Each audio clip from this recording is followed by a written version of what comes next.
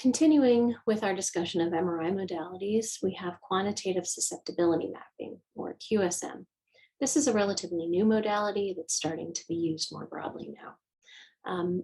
The appearance is a grayscale image where the intensity corresponds to the concentration of specific particles.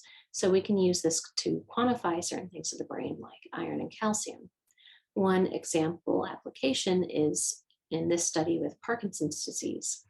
They found that patients with Parkinson's showed iron deposition in the caudate, which is this area right here on either side of the brain, particularly in those who are showing signs of mild cognitive impairment. Iron can be neurotoxic to the brain, meaning it can be toxic to the neurons and thus lead to tissue damage. Next modality is arterial spin labeling.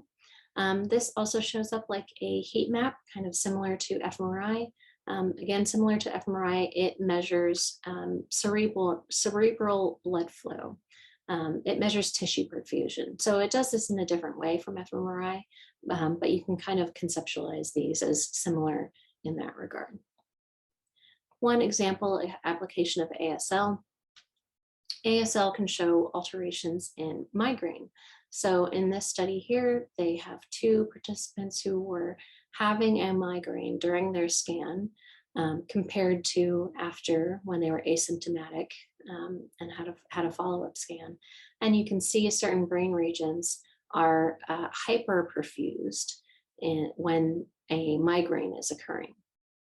So this supports the idea that there is a vascular component to migraine attacks.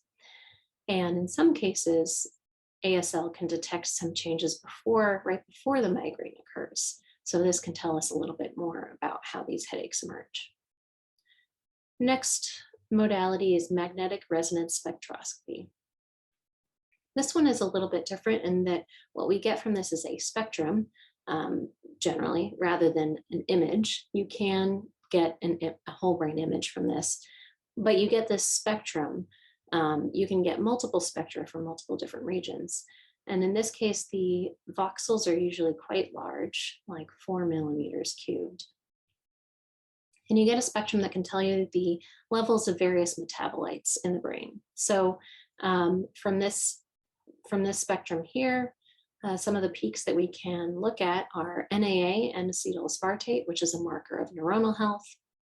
Choline, which is a membrane marker. It's a marker of gliosis, which is like scars in the brain, cellular turnover, and inflammation. Creatine is an energy marker, so if this is low, that can be an indicator of cellular dysfunction. Myoinositol is a glial marker. These are the cells that respond in inflammation, and so higher myoinositol can be an indicator of inflammation in the brain. The glutamate-glutamine ratio, this can be an indicator of neuronal death. And lastly, lactate, which is not shown on this particular spectrum. Lactate is a marker of anaerobic metabolism, and it can indicate diffuse axonal injury. This is something that occurs in traumatic brain injury where axons are stretched, in some cases to the point of breaking, but even if they don't break, they can be stretched, which can offset the balance of the inside the cell versus outside the cell, and thus cause diffuse axonal injury.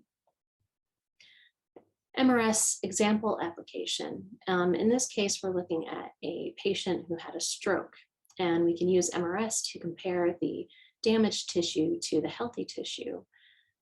So for example, here you can see the spectrum from the healthy tissue here, looking at the NAA peak. And then in the damaged tissue, this is the spectrum that comes out where we see a much slower NAA peak. So clearly neuronal health is impacted as we would expect. And lactate peak. So there could be anaerobic metabolism occurring here. So we can use this here in this example. The patient can be their own control. You can compare the damaged area to the healthy area. And we can use this to track how tissue recovers over the time, or in some cases doesn't recover over time. Positron emission tomography. This one, generally what we look at is a heat map like this.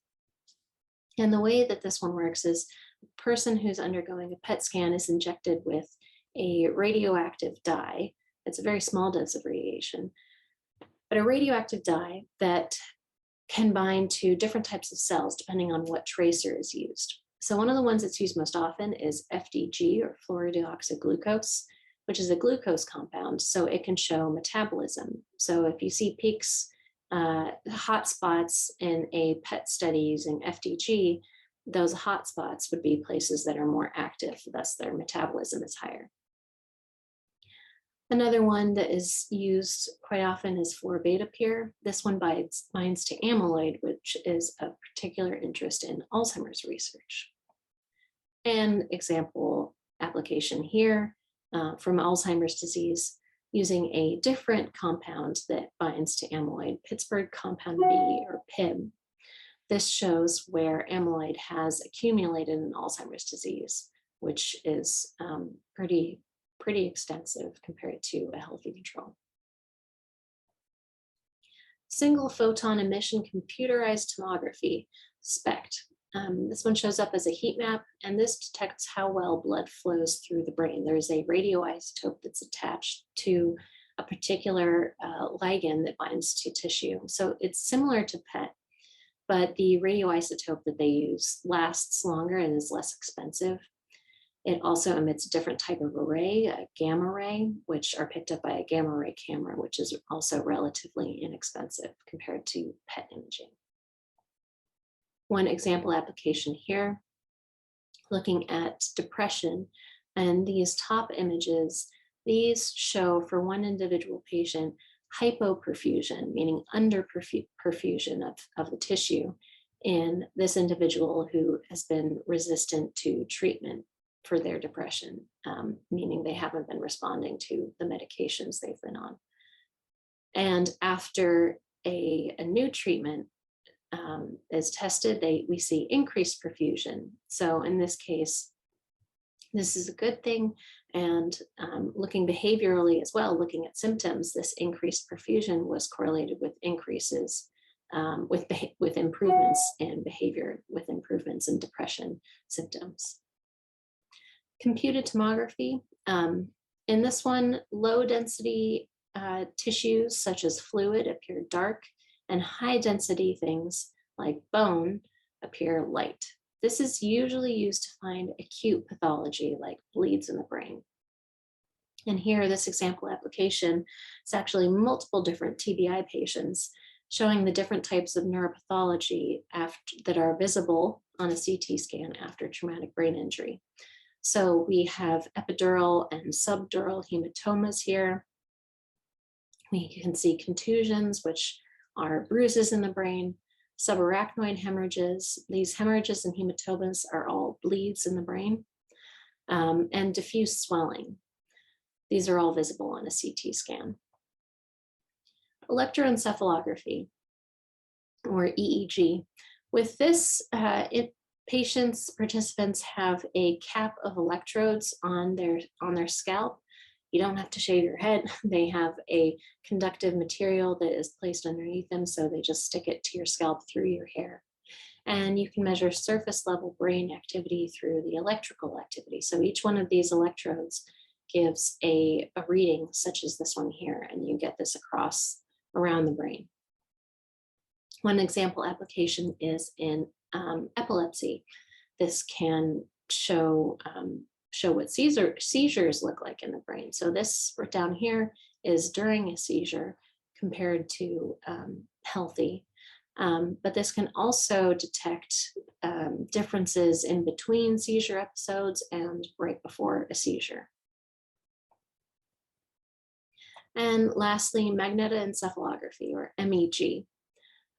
Again, like a heat map is the appearance. And this is this one is a little bit different from the other ones in that you sit in this gigantic helmet of sorts, and that's what measures the activity.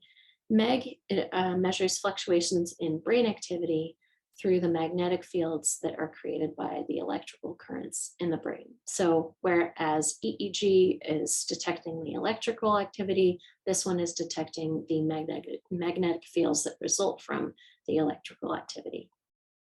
And there are multiple different frequency bands that can be extracted from MEG readings.